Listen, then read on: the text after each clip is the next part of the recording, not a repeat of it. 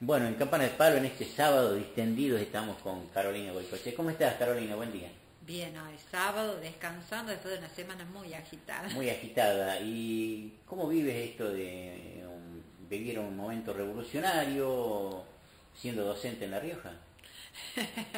Bueno, digamos, depende de quién defina revolucionario, ¿no? Bueno, Eso hay que tener siempre en cuenta. anoche hablábamos de eso y decíamos, el secretario de CTA dice que estamos en revolución, En un ustedes se momento quejan de los sueldos docentes. Sí, sí, sí.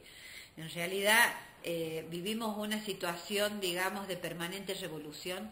Los trabajadores, los docentes, hoy los muchachos de la fábrica, a partir del momento en que todas las mañanas se tienen que levantar pensando qué método de lucha y qué argumento van a usar para exigir que se respeten los derechos, ¿no? Desde ese punto de vista, sí. Si hablamos de las medidas que bajan desde el gobierno nacional y provincial hacia los trabajadores, y mucho de revolucionario no hay, ¿no?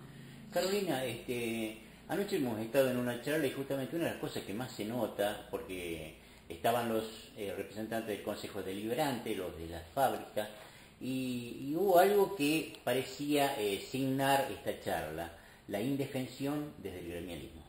¿Cómo la ven ustedes desde la docencia? ¿Cómo les va a ustedes en la educación?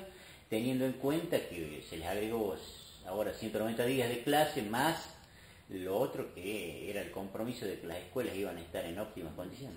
Sí, en realidad, digamos, el compromiso que hizo el gremio de AMP alrededor de aceptar los 90 días era que las escuelas iban a cumplir con las medidas de higiene y seguridad establecidas por la ley. Y justamente ayer en la escuela donde yo trabajo, mis alumnos me preguntaban por qué sacaba fotos en la escuela. Y es porque las condiciones son indignas para enseñar.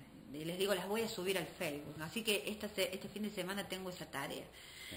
Pero efectivamente el problema del sindicalismo, digamos desde los 90, quizás desde mucho antes hacia acá, ahora creo que se ha agudizado, viene en un declive, viene en una crisis importante, porque han optado y siguen optando, la dirigencia sindical siguen optando por sentarse a la mesa del gobierno a discutir no cuáles son las mejores condiciones de trabajo, sino cuál es la tajada que más me favorece, ¿no? Sí.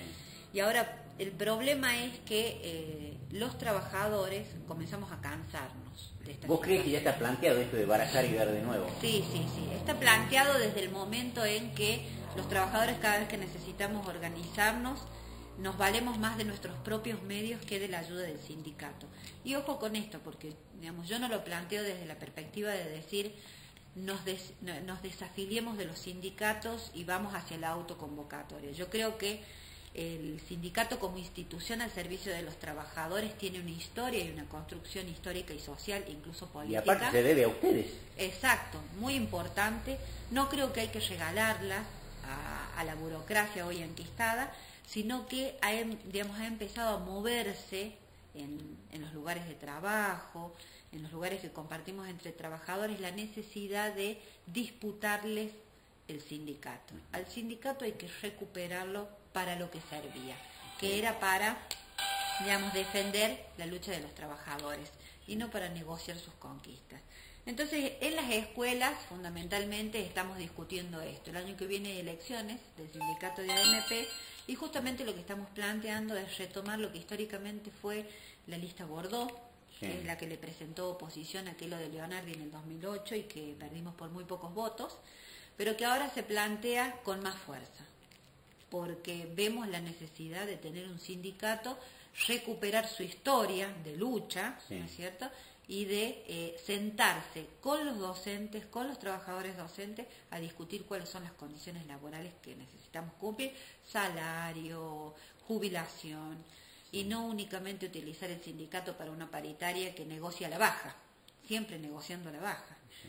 Vos calculás que este año el sindicato de AMP se centró en la paritaria, ha logrado blanquear los 480 pesos en 3 cuotas, y sacando el porcentaje de lo que implica este blanqueo, porque no es un aumento real al básico, sino que es un blanqueo, es el 20%. O sea, se ha blanqueado un 20%. 20% por debajo del 22% que por decreto sacó el kirchnerismo en la paritaria docente nacional, un 20% que queda por debajo del 35% de la inflación anual, ¿no es cierto? O sea que tenemos un sindicato negociando nuestro aumento salarial por debajo de lo que el kirchnerismo ha implementado. ¿Y dónde están los revolucionarios? Y no, justamente, acá no hay nada de revolucionario.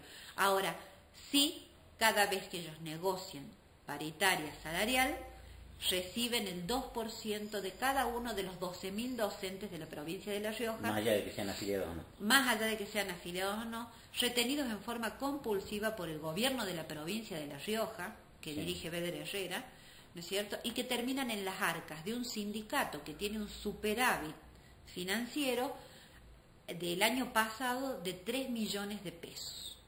Ahora, queremos saber qué pasó el 1 de mayo, porque el 1 de mayo los docentes no supimos del festejo, sí. ¿no es cierto?, a cargo del sindicato. Queremos saber qué se hace con esa plata también. ¿Cómo se vive esto de justamente de los superávit en un gremio y del déficit en sus representados? Sí, digamos, uno podría decir que es una contradicción, pero en realidad es muy coherente, porque siempre decimos nosotros que un sindicato que tiene superávit financiero ya no es un sindicato, es una empresa. Sí. ¿Por qué?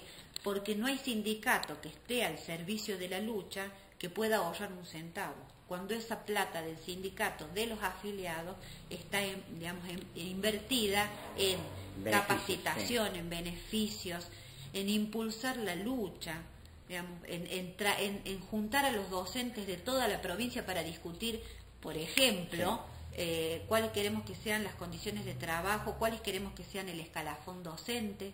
Ahora en la próxima paritaria se va a discutir el escalafón docente. ¿Tú tienes idea de cómo están los sueldos docentes con respecto al resto del país? Sí, nuestro secretario general dice que nuestro salario es superior y está prácticamente ubicado en el ranking de todas las provincias entre el 5º y el 3er lugar. En realidad, nuestro secretario general miente descaradamente, porque no estamos ubicados en el 3er o 5º lugar. En realidad, el salario docente de La Rioja está ubicado prácticamente en las mismas condiciones de los salarios del norte argentino, de lo que es Chaco, de lo que es Formosa. Sí, sí. Y no me animaría a decir que a los compañeros de Santa Cruz, ¿no? Están entre los últimos. Estamos entre los últimos. Sí. ¿Por qué? Porque el salario docente se mide con respecto al nivel de vida y a lo que implica el gasto de un docente a la hora que sale a trabajar. Si yo tengo que decir, un docente gana lo que debería ganar, no lo gana ni acá ni en ningún punto del país. Sí. Porque la canasta básica te dice que tenemos que ganar 7.500 pesos para satisfacer nuestras necesidades básicas.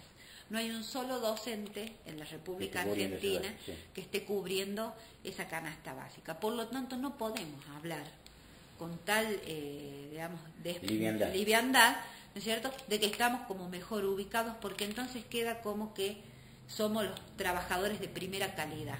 Y en realidad estamos más precarizados que nunca, con sueldo en negro, con un porcentaje en negro, con un aumento salarial que es blanqueo y que no es aumento salarial básico. Con la obra social bastante... Con una deficitaria, pero no solo eso, sino que el docente que trabaja 40 horas, que implican 8 horas de trabajo, como cualquier otro empleado, de comercio privado, si supera determinado monto, se le descuenta el impuesto a las ganancias, ¿no?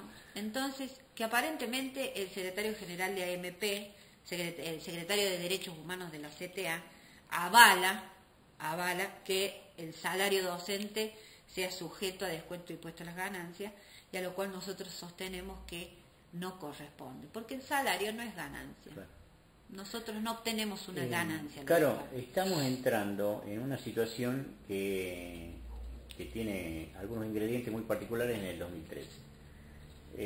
Un año electoral, estamos muy cerca de octubre, hay una determinación tanto del gobierno nacional como provincial de avanzar con cuestiones que tienen que ver con, no solamente con esta situación que estábamos planteando recién, que es la que afecta a tu bolsillo, sino también en el caso de La Rioja, otros proyectos que son mucho más graves, que es la megaminería.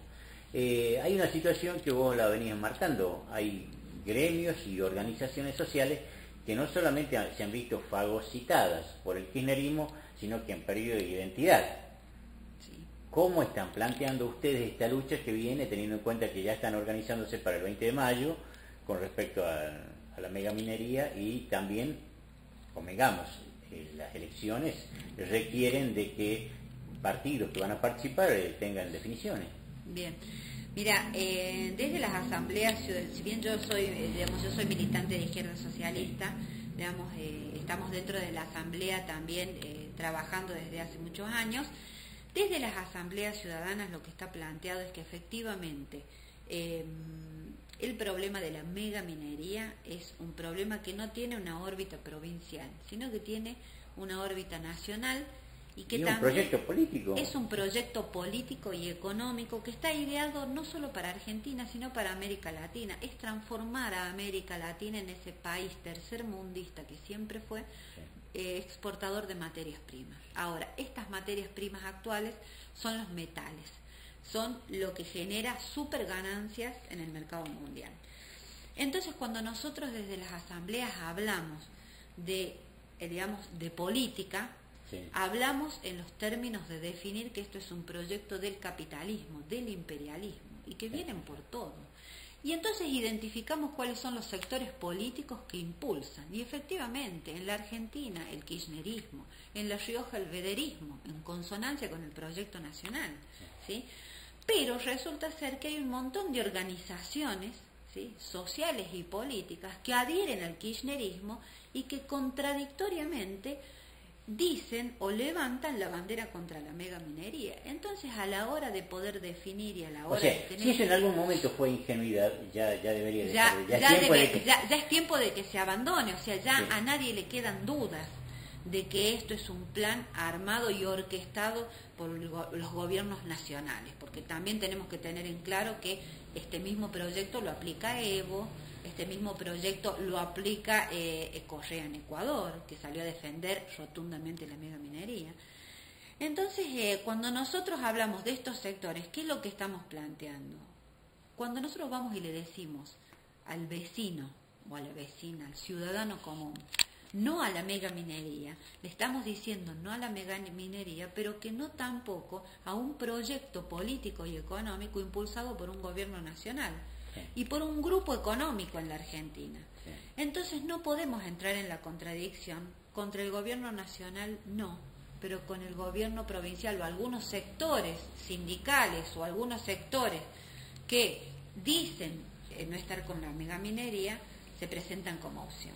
Acá hay que ser claro y definido. Es no al proyecto político y económico que impulsa la megaminería. A ver,